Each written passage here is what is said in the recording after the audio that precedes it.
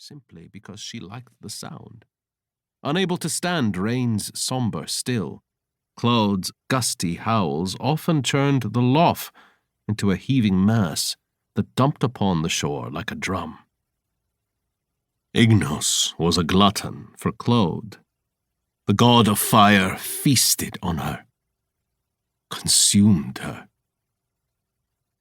loved her so much he could not breathe without her.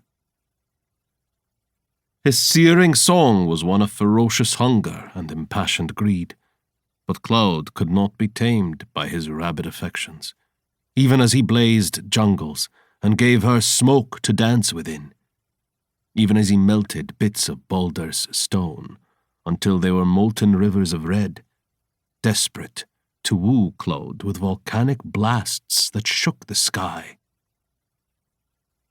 Bound to his mournful solitude, Caelus watched this all, jealous of the other creators for their ability to be seen, touched, or heard, but thankful to be part of something. Anything. And he watched in quiet wonder as, upon this lush and fertile canvas he'd gifted his emptiness, life bloomed. A various cacophony of folk who littered the land and snow and sand, some with hearing sharper than the tips of their ears, making them privy to the 4 other elemental songs, a number of whom learned their languages, spoke them, found power in them. Others fell upon a silver book some say Caelus wrote in his desperation to be heard, who found a different form of power in those runes nobody could read or pronounce, discovering that the strange markings could be wielded, could mend bones, charm blood, glamour objects.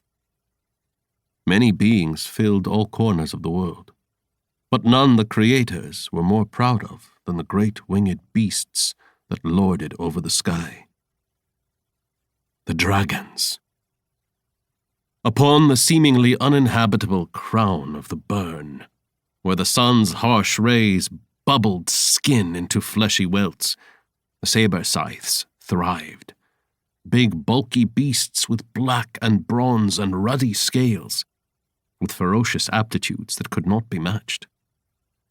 They made Gondra their spawning ground. Some folks were brave enough to venture close, to raid a nest and snatch an egg. Brave or stupid.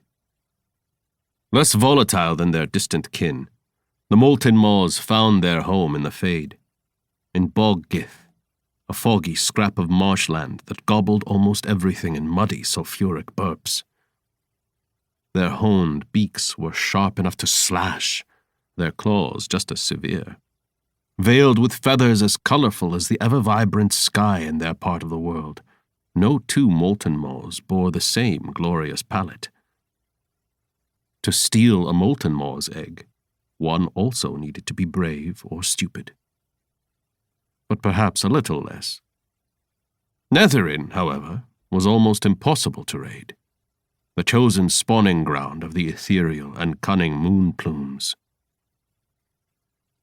Being farthest from the sun, Netherin was the darkest crown of the shade, bearing a cold so deep it could turn the blood of most common folk slow and sludgy.